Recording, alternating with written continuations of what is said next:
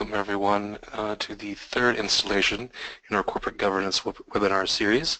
The topic of this webinar series has been on the importance of relevant industry experience for non-executive directors throughout various sectors. The first session was a very general session focusing on the global level of non-executive industry experience throughout sectors, throughout all the MSCI indices that Sustainalytics corporate governance covers.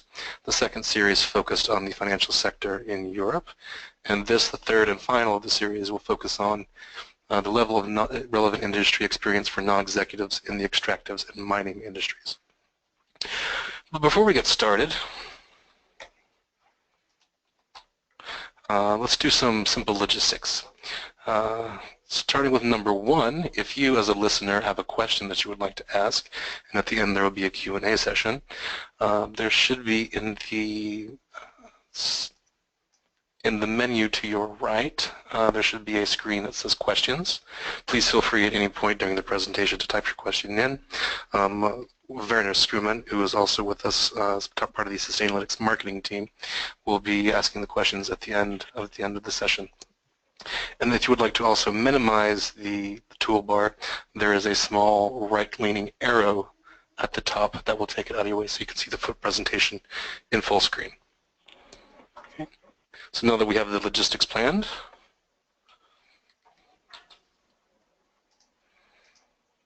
I will give you a brief agenda. First of all, there will be an introduction to the speakers. I will give you a brief overview of Sustainalytics and what solutions we offer. I will be speaking briefly about the main pillars of our corporate governance research. I will talk about the methodology used in this study, focusing on key issues such as relevant industry by sector, region, and then drilling down a bit into the extractives sector in the United States and Canada. Then I'll be inviting the speakers that we have with us today to give their perspective on some of the key issues facing industry experience in the mining and extractive sectors in the United States and Canada, followed by a brief question and answer. If I can begin with myself, my name is Jonathan Nelson. I'm a manager in the corporate governance team here at Sustainalytics. I have been with Sustainalytics since July 2015 and helped the team develop a full universe of approximately 4,000 companies with corporate governance research. Before joining Sustainalytics, I worked previously at institutional shareholder services, beginning in the United States, working with investors mainly in the Northeast region, develop customized proxy voting solutions, and then transferring to Brussels, Belgium about in 2012 to help French investors do the same. Jason, would you present yourself, please?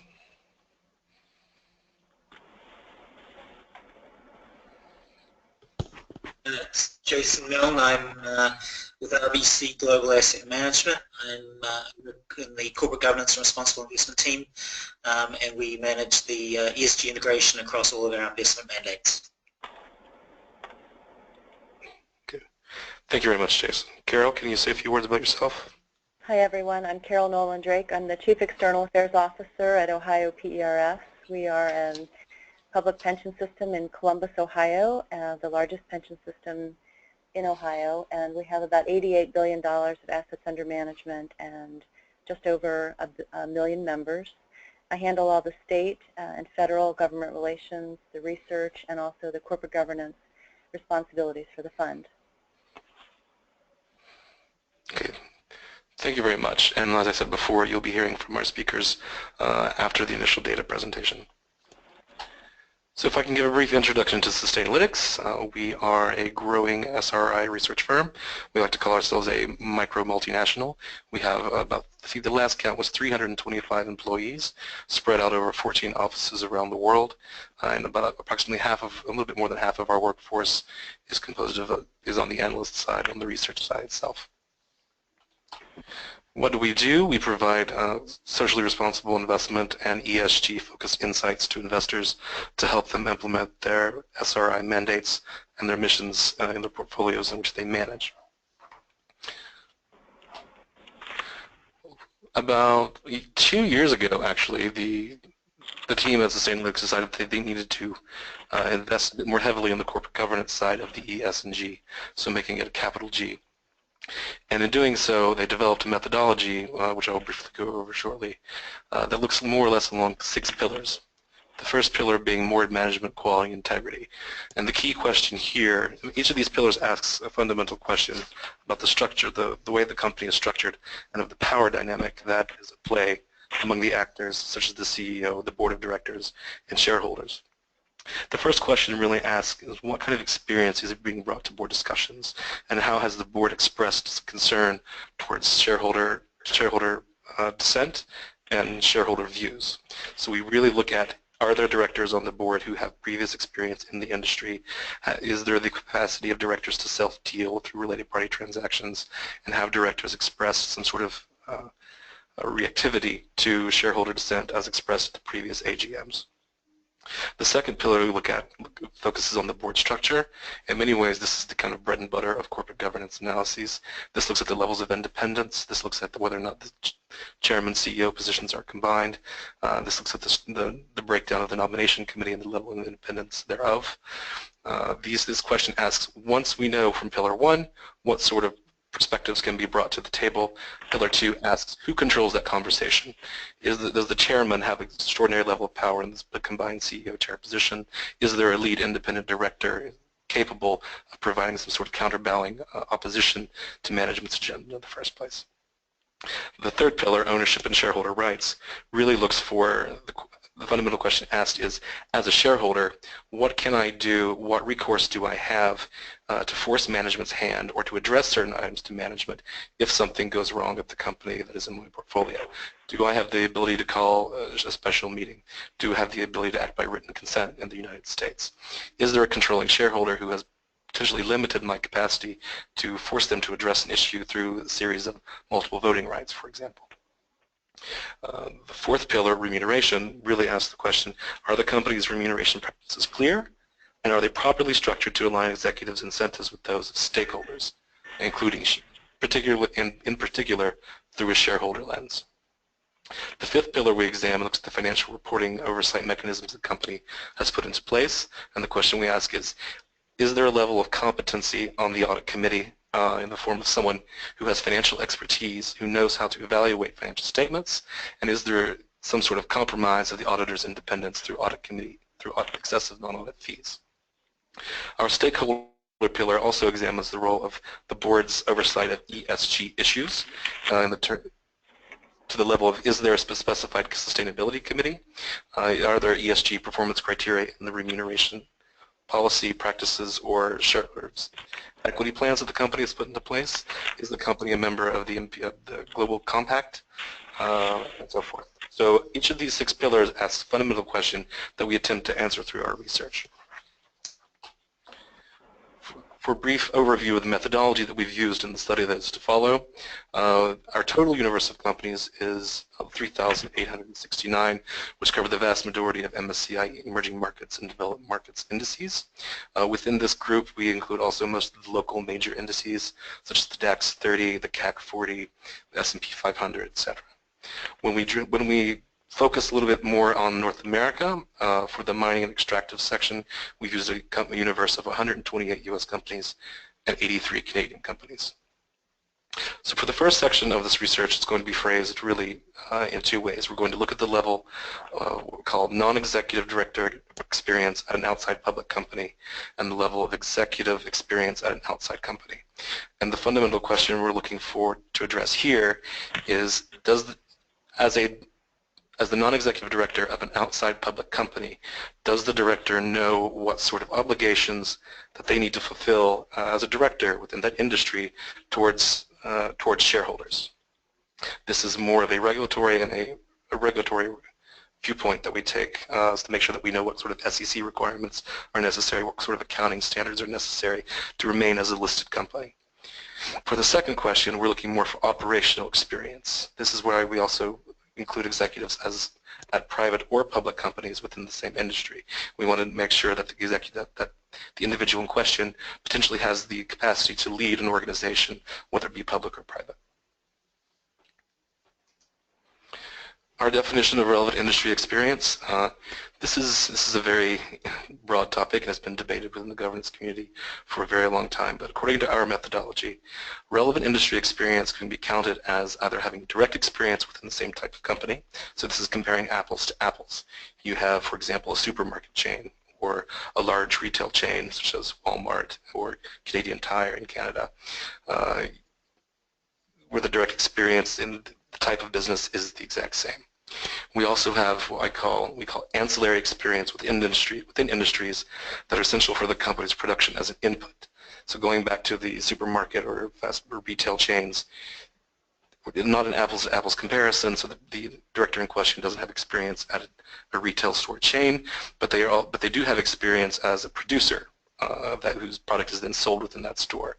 For that experience that they've earned in that position comes through the knowledge of the logistics chain that is necessary to sell products in that type of environment in the first place. And then we also have industries that use the company's output. For example, in the oil and gas industry, we would also consider someone who has experience on a refinery to count as relevant industry experience because they are familiar with the inner workings of the industry that is being analyzed in the first place. For the second point, we're going to take a small look at the question of clusters and how they could potentially affect the level of the quality of the nominees who are being brought to the board's attention and being proposed as candidates in the first place.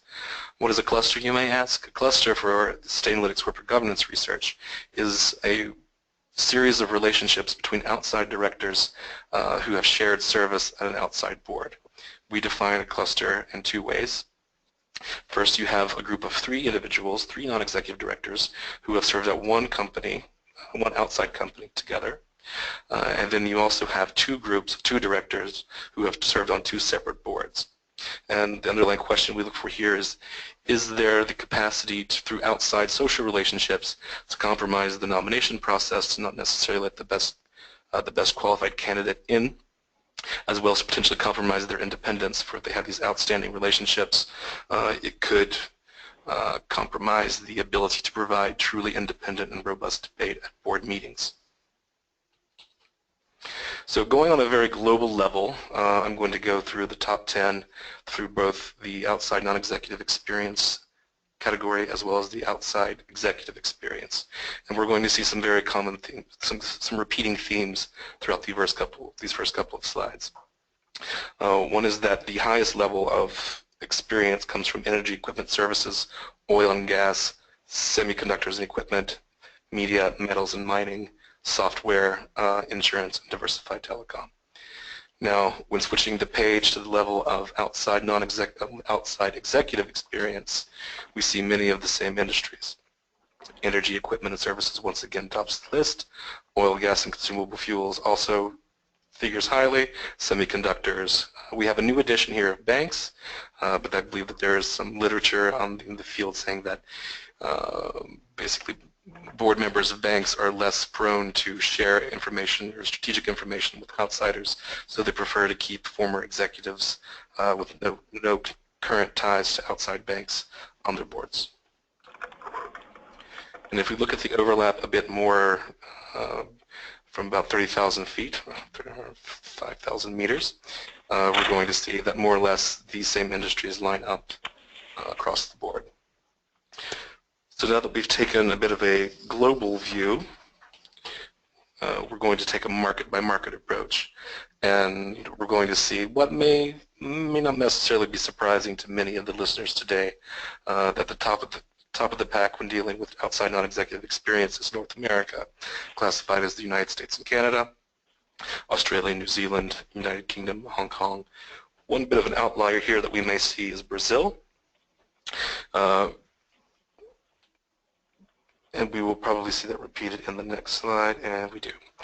The level of outside executive experience by region, once again, Western Europe, North America, the United Kingdom, and Brazil is also at the top of the pack.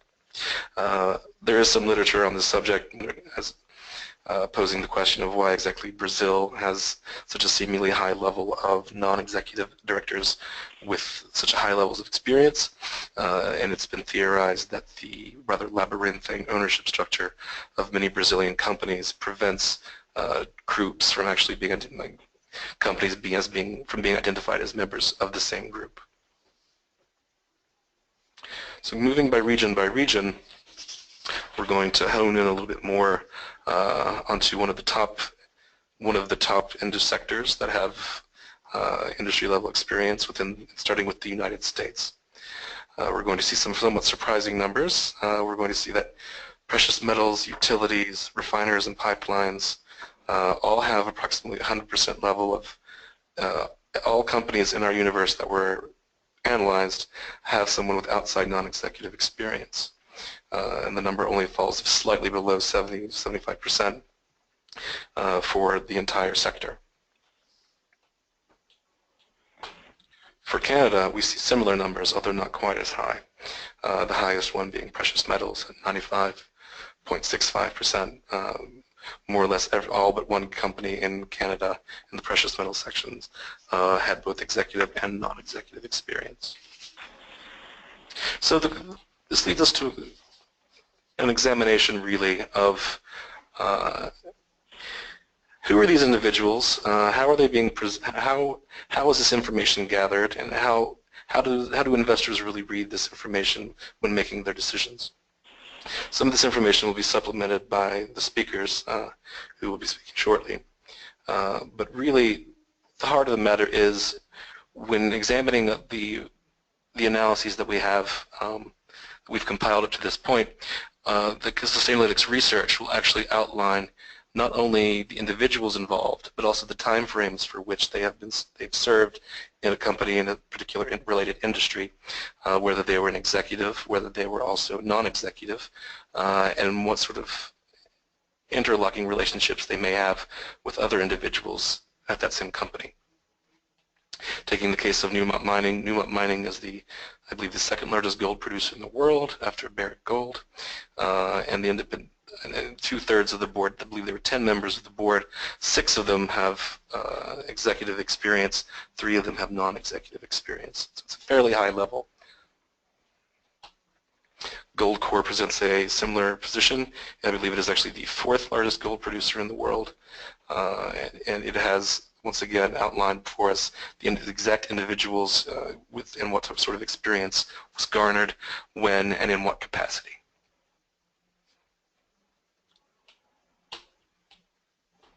So the question is asked, why are there such high levels of relevant industry experience within the mining sector?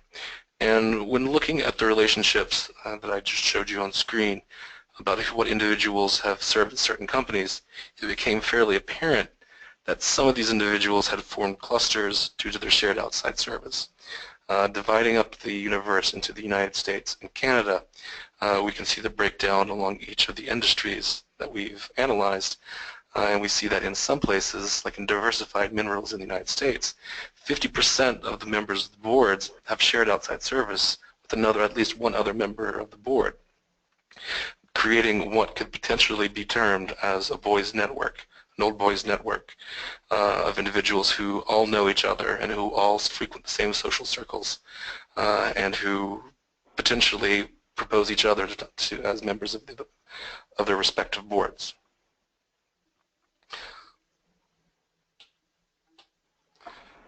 Within our research, we break this down again as naming these particular individuals who are involved. In this case, at Compass Minerals International, we have both 2 types of clusters. One, there's a cluster of outside directors who share long service with the CEO or chairman. There's also the outside cluster that we previously defined, and we find that we have both instances here.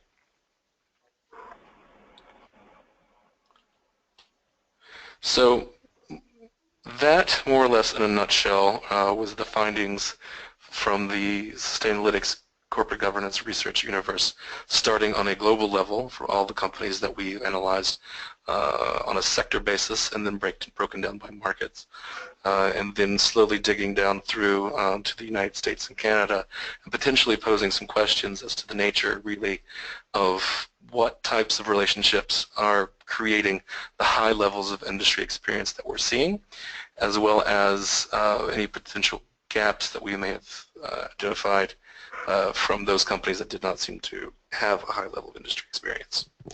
So I'm going to, at this point, turn things over to Jason. Jason, I believe, has some experience in this domain, and in particular in pushing forward, I believe, some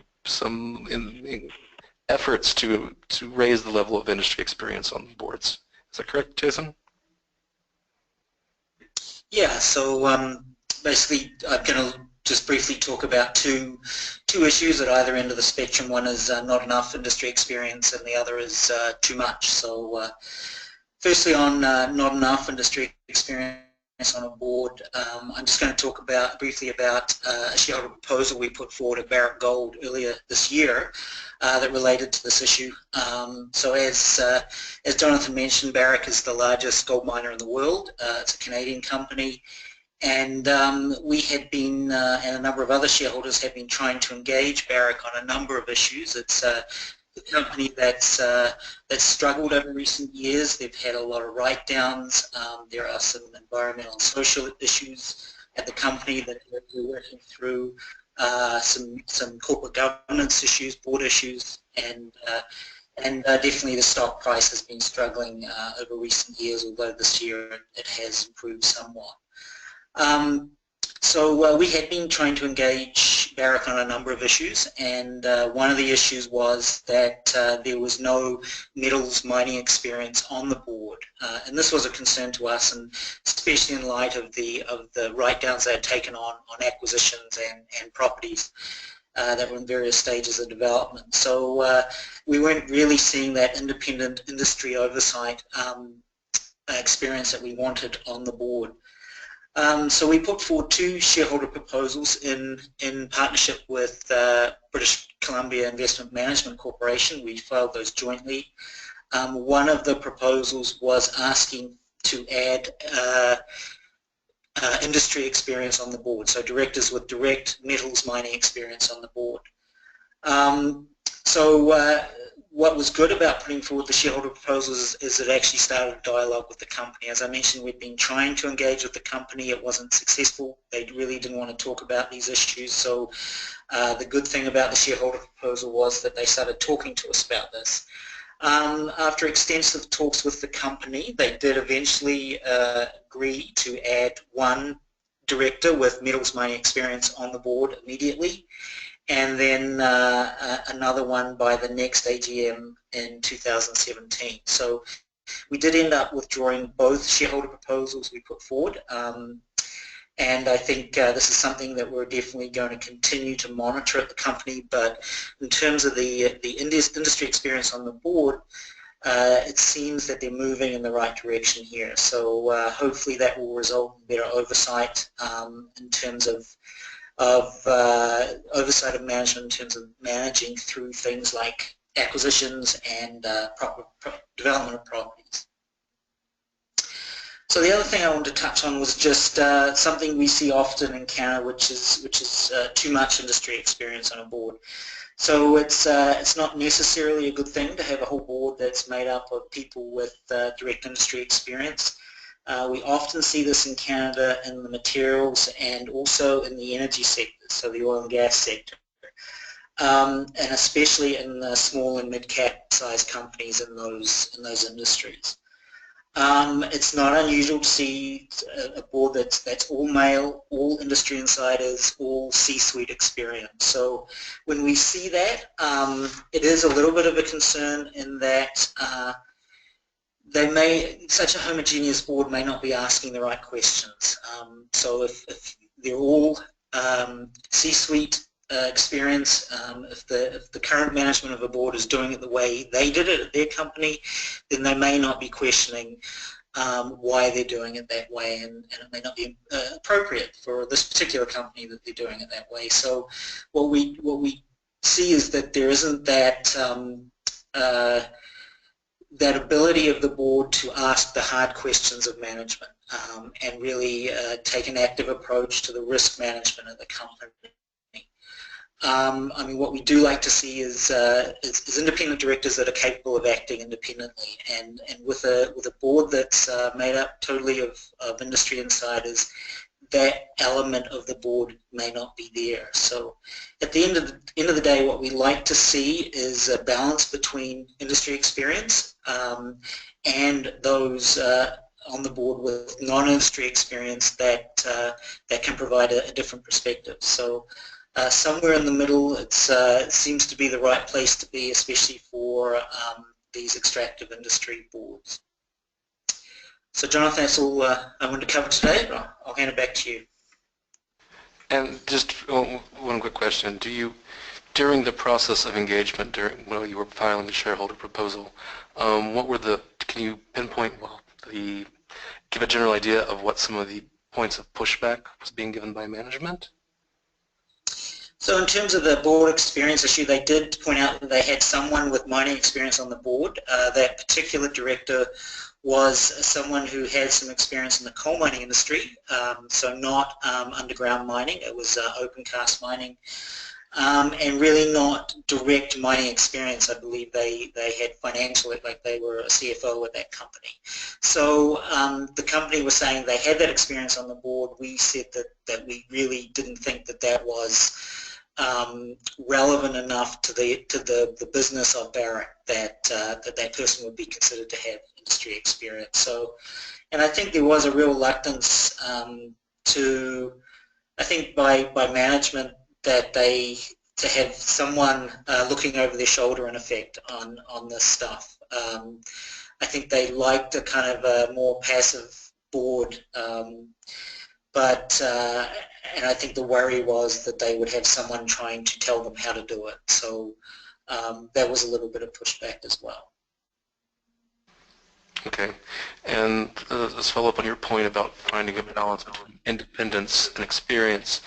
Are there situations where you've had to express your dissent to management directly, either through proxy voting or engagement, over current members of the board that you felt didn't fit either category? Yeah, so I mean, it's one of those things that we are reluctant to tell the board how to, how to appoint members of the board and what's right and what's wrong. So I mean, we don't do this lightly. I think, I think we like to tell board, we're more comfortable telling boards in general terms what we like to see in terms of the makeup of the board. And I don't think we would really engage with the board directly unless we saw either one extreme or the other. So not, no one with industry experience or everyone with industry experience. I think as long as there's some kind of balance there, it's not something we will be, actively engaging with the board on. Okay, thank you very much. We will also probably have some questions for you at the end of the call. Carol, I believe you have some perspectives on diversity in the boardroom and how to help shake things up, touching on the point that Jason just mentioned. Right, yes. Well, thank you, first of all, for the invitation to participate today, and I want to thank everyone who signed up for the webinar offered by Sustainalytics. And I guess my first thought is I thought this was a really interesting study from an investor perspective for a number of reasons. I mean, the number of companies is pretty significant. You have almost 3,900 companies that are part of this research, especially from the MSCI indices, which may not generally be as researched as other indices. And so to break it out into these two distinct levels of experience for non-executive director and of an outside public company and then the executive at an outside company was very helpful to me because it gives us a sense of where we need to focus our discussions with companies about this diversity component. Investors really want boards to be made up of individuals who act on our behalf as shareholders, and that really crosses all sectors and markets. I think that's one of those best practices across the globe. And we know that there's been a tremendous response across the world to the need for more diversity on public company boards. And again, that crosses all sectors. And so some of the movement in this research could be attributed to some of the diversity requirements that have gone on, and I'll mention a couple of those in a minute. My sense is if your research had been conducted 5 years ago, we might see a different set of numbers. And if you decide to do this research again in 5 years, you'll probably see some improvement in certain sectors and particular countries, but there will be much more room for improvement and certainly more work to be done. I gave a presentation last year to a group that was founded in the UK by, it's called the Women in Mining Community, and so that helped me see the incredible breadth of mining industries across the world and have a sense of where they were falling short in diversity initiatives and where progress had really been made. So that was a perfect opportunity for me to go back and look at that research for today's webinar. And so for institutional investors and other investors, there are these basic tenets. We have a need for independent directors. We want qualified nominees with a broad range of experience. And sector and industry experience like this for mining and extractive services is really important, but we would be concerned that it would be a requirement to the degree that it would harm any kind of diversity initiatives going forward, because there would be the sense that you just can't find candidates who would meet that particular set of requirements. And we would say that we think that there are valuable and qualified candidates out there. And what we really want is to avoid this groupthink that you mentioned with so many webs of contacts among current boards as well as senior management of these companies. And so the other part of that would be we really would want to look beyond the typical CEO or retired CEO job title for appointments to public company boards, and that then in turn also helps get away from this small group of individuals who seem to serve on many of these public company boards. The other point I would make is I think there's a big role for the nominating and governance committee here, and this is how they source qualified candidates. And if they're just looking to the people they already know or those particularly male candidates or directors of other companies or who are leading public companies, they're going to miss this very vibrant pool of people. So we're hopeful that the non-governing committee members either work with a very knowledgeable executive search firm to help find qualified and diverse candidates across the world, that they recruit them from particular countries, that they really provide a more diverse opportunity for women and minorities to serve on boards. And we also think there is this real requirement for boards to talk to senior management about succession planning, not only for the board and management, but also what are they doing to offer a leadership curriculum to women and minorities within these particular companies to try and make sure that they're growing talent from within. And that talent level shouldn't be relegated just to that particular company. And there are a number of examples of companies that have gone on to help their top talent serve on other public company boards. And so we think that there's a great opportunity for improvement there too. The other thing that we know is that there are countries, and I'm not surprised by some of your statistics, for example, Japan, South Korea, and other countries where the numbers are significantly low. But there are some diversity initiatives either coming from global stewardship or governance principles being adopted, and then also just a very clear sense from investors that things need to change and they want to see independent directors on these boards in these countries. So we're already starting to see the needle move a little bit there. For other countries, if you think about South Africa, you mentioned Brazil, Canada, Australia and the UK, where there are significant mining and extractive industries, the push for diversity has already been playing out partly due to laws and regulations. And in fact, Norway was the first country in 2003 to really legislate a requirement that 40% of board seats be, by 2008, be attributed to women for gender diversity purposes. And they met that by 2007. And so shortly thereafter, there's been a very significant requirement for that. Now, not all of them are quotas. Some of these requirements are comply or explain requirements. And what I think we're finding as investors is that it really has been a wake-up call to public companies that they'd rather eat their own cooking and nominate their own board members to fill these diverse requirements rather than be forced to accept a director either offered through proxy access procedures or even because of a dissonant shareholder. So I think that's something that has really been playing out as well. And then the last kind of comment I'll make is that there are these board mechanics or best practices that we think too will help with this diversity effort. And if boards have the annual election of directors rather than a classified board, that would give shareholders an opportunity each year to vote for the directors being nominated or to withhold their vote and express some concern on the slate of directors. We also would say that a majority vote standard for election by shareholders is important, and directors who are not nominated and don't receive a majority vote, who are the zombie directors out there, that they would tender their resignation. I also think that if directors don't appear to be independent or they are overboarded because they have too many responsibilities in this mining pool of companies or experience, that it's important for shareholders to say that you are overboarded and you really need to either step down from a company or two, or you need to help find other qualified candidates to take that position. And we also think that well-staffed committees are important, and they should be with independent directors who don't have this idea that they are in the mining and extractive services with all of their friends, so that the audit, nom-gov, and the comp committees would truly be made up of independent directors. And we also would say that an independent chair or a strong lead director, again, would be very significant.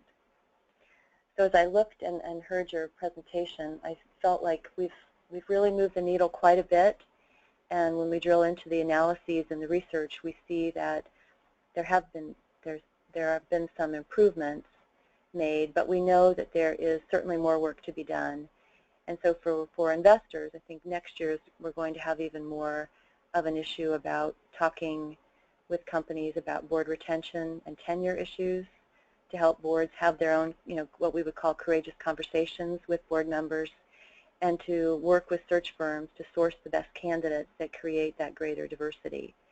And then we really would want them to communicate these policies to the shareholders. If they can't tell us the exact succession planning that's in place, at least we would want to know what kind of methodology they've gone through, and then in turn give us enough information so that we can ask them questions and feel confident that they recognize the whole landscape of diversity is really in their hands first and foremost.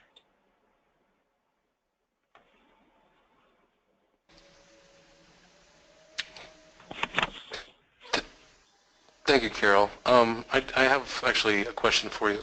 In your conversations that you've had with companies, can you describe the shift, if there has been any? It sounds like, from what you're telling me, there has, in the conversations that these nominating committees are having with these executive search firms for individuals who have both, who bring a certain level of diversity as well as industry experience or relevant professional experience to the conversations that are taking place at board discussions? Sure. Yeah, that's a really good question.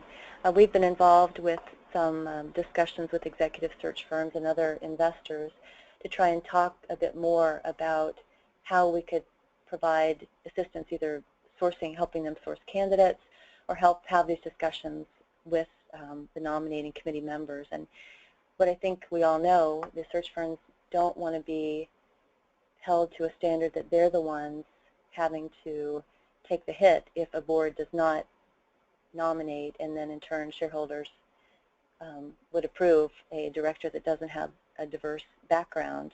Because what they will say is they provide the candidates to the board makes the ultimate decision who they're going to put on the proxy ballot for shareholders to vote.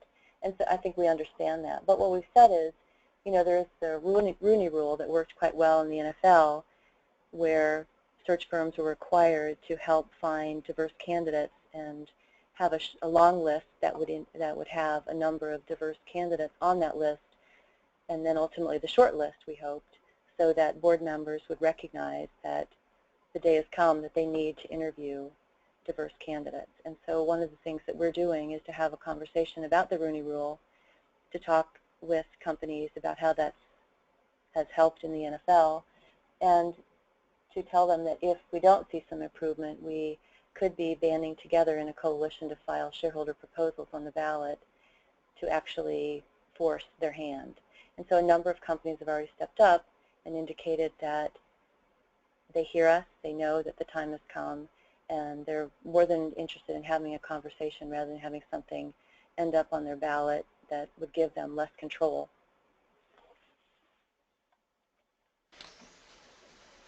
Okay, I have one personal follow-up question. You mentioned proxy access and the not necessarily unwillingness, but the temerity of a board to really reach out and grow new talent among new directors. And I often say that sometimes each board is like a snowflake. Each board is like a child. Everyone's a unique snowflake, right? And these interactions, they count. And sometimes some of these initiatives that I've seen throughout the past, my experience of corporate governance, you see individuals who are placed on the board through somewhat forceful shareholder initiatives, and then 2 or 3 years later, they step down from the board, citing that they're excluded from conversations. The actual meetings that are happening aren't the meetings that are where the real decisions are made. They feel like they're there for show.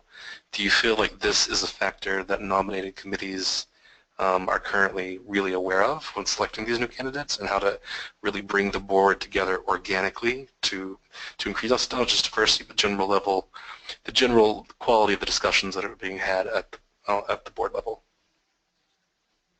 Well, I think that is an issue. We know that there are activist investors who've been able to either file as a dissident shareholder or even just convince the board that the board needed to appoint 2 or 3 or more of their candidates for shareholder vote. And so when you're an institutional investor like OPERS, where you own over 10,000 companies, we're rarely going to have even 1% of a company. So we're not going to be in the position unless we band together with other investors to try and require some kind of initiative through proxy access.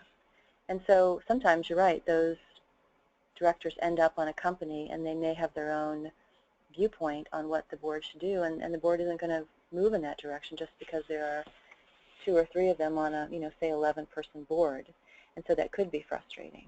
But from an investor perspective, for us, from a long-term perspective, that might be better because we want what's best in the interest for the company long-term, and that may not go along with what we think.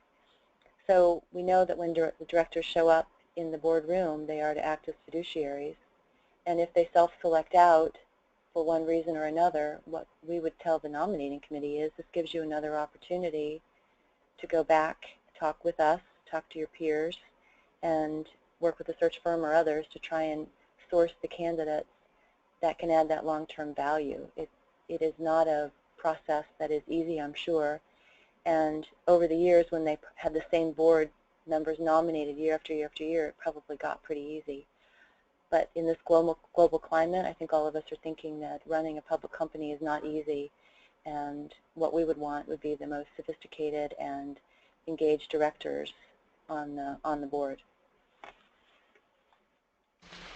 Okay, thank you very much, and thank you, Jason. Thank you, Carol. I think Werner actually is going to take over at this point. He seemed to have some questions from the audience. Werner? Yes, so I have a question. I guess it's for both panelists. Would you consider energy in industry experience, oil and gas, electric power, coal, to be relevant across all levels of industry? More precisely, a director of an oil and gas company has relevant industry experience if he previously served at a coal production company. It's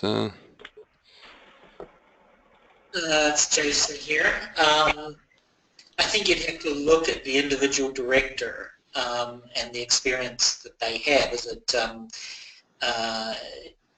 is it on the production side? Do they sort of understand, the engineering or the extractive part of the industry, or is it more in the C-suite where they're managing sort of higher level issues? So I mean, I think it's difficult to say off the bat, but when it's an industry that's sort of a cousin, I think it is usually we would consider for certain types of hands-on experience that they have industry experience.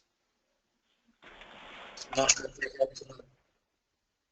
And this is Carol. I would concur with that. The other point I would make is that I think we would want to see who else is on the board to complement his experience, because a board is made up of all of these individuals, and they may, Jonathan's, his discussion was sort of like they're all individual snowflakes as well, and if we want to knit them together and, make a snowman or snowwoman, we have to have complementary experience. So I don't think we'd ever rule anything out. I think we would take a look at all of the other board members and their experience.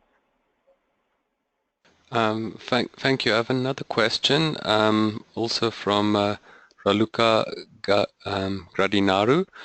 It's for Jason. How does proper shareholder engagement look in his opinion? And Jason, how does proper shareholder engagement look in your opinion? And can you give an example of good practice? Well, shareholder engagement can take a lot of different forms, and often for us, the first step is just reaching out to the company and raising the issue. I think the example I gave of Barrick is the other end of the spectrum, where the only option open to us was a shareholder proposal because all the other engagement efforts had effectively failed. So definitely we prefer to engage directly, usually with the board or the board and management in the same room. We will do it on a confidential basis. We don't want to do it through the press or in the public domain. We find that if the company has an assurance that we will do it discreetly, then they're much more willing to talk to us. So in terms of our reporting to clients, we will only disclose on a named basis if the company agrees to that, or they've already talked about it in the public domain. Thank you, Jason. We have a question then from Hari Pandey as well for you, Carol. Do you feel that the attention to diversity is focused too much around gender diversity, putting other groups, especially ethnic minorities, at a disadvantage? Oh, that's a great question, and that is something that we are working through right now, because it started with gender diversity, as I mentioned, in Norway, and has moved across the world with a 30 or 40% requirement or explain requirement for gender diversity. And I think now we have hit the recognition that more diverse boards mean more than just men and women in the boardroom. And so there is a kind of a push-pull right now about how investors go back to companies where we were talking about gender diversity and open the door to a greater definition of diverse candidates. So we're looking at age and experience, global experience, educational requirements as well, so that we get the best candidates.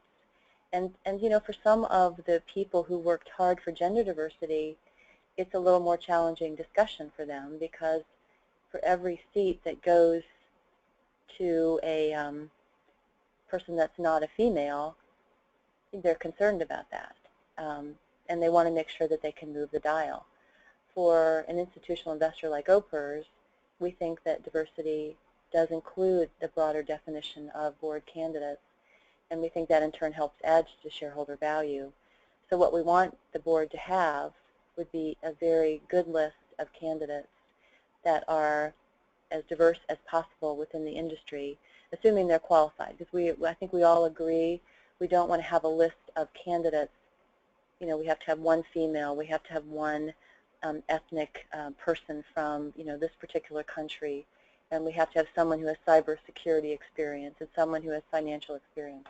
Because I think we then recognize that we are dictating too much to the nominating committee and their role. So there is a discussion going on about that very nature, but I think pretty much everybody's recognized the broader diversity definition has to occur. And in fact, if you look at the ICGN diversity guidance that just came out at the annual meeting in June of 2016, that broader definition of diversity was adopted by the ICGN membership, and that membership has at least 26 trillion in assets under management. Thank you, Carol. We have a last question, and this, I guess this is also for both panelists. How do you use quantitative measures in your analysis of board quality, and how does it inform the types of questions you ask when engaging with companies? Maybe you can start with the answer, Jason. It's really I guess the first quantitative measure we look at for a board is the overall independence. And we use a 2/3 threshold for the board. So if a board is not 2/3 independent, we will vote against or withhold from the non-independent directors. So that's sort of the first line of defense when we're looking at board independence. The other is the board committees. The proportion that's independent, if there are any non-independent directors on the key board committees, that's another concern for us. Attendance is another quantitative measure. It's the thing with boards is, and I think we've heard this from the other speakers as well, is that every board is different. So I think we definitely we will definitely sit down and look at each board individually, and sort of we will use our quantitative measures, but then what we do is we step back and we say, okay, does this board make sense? When we sort of step back and take in the big picture view. Because often even when a director is on paper independent, they're not necessarily capable of acting independently, and I think that's something that that additional review of the board beyond the quantitative measures is where we can actually add some value.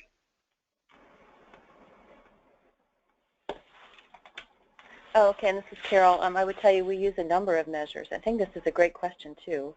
So for companies, we would look at performance over the 1, 3, 5, and maybe out a little bit longer if it was a particular financial company where we were concerned about what happened in 2008. We also look at the annual election statistics for companies, company directors, to see, in past years what kind of level of shareholder support they received and what kind of level of maybe a withhold vote they had. For particular committees, like the executive pay and compensation, we would take a look at whether we're going to support say on pay, and whether in the past 2 years or so shareholders have not supported the company's say on pay or executive compensation plan, and then that may trigger a withhold vote for the directors who serve on that committee, particularly the chairman. We also look at the audit to the non-audit fees, because we will withhold from members of the audit committee and the chair if the non-audit fees are 30% or more from the audit fees, because we really want an external auditor to have an independent viewpoint. He mentioned attendance. We look at attendance as well, but that really hasn't become too much of an issue for directors to meet that. It's a 75% requirement. And then I mentioned earlier, we look at whether they're overboarded or not, because we recognize that serving on a public company is a very significant responsibility. It's very time-consuming, and if you are on several public company boards as well as serving as a CEO or in some senior position in a public company, the question really would be how effectively you can serve. And then we have a couple other things we look at. We look to see if you are an insider in the company, if you have maybe controlled ownership of the company, so you wouldn't be independent. We also try and see if there have been any kind of share repurchases or some other kind of activity in the capital structure of the company where only a few directors perhaps benefited from that, and that may not have benefited the bulk of the shareholders. So those are just a few of the measures that we would look at. Okay, thank you both very much. I believe that was the last question that we had. So I would like to take this time to thank everyone who tuned in for listening to us. I know that in many ways this was a big day in North America, and having taken the time to join us in this conversation, both as listeners and as participants, Jason and Carol, we very much appreciate it.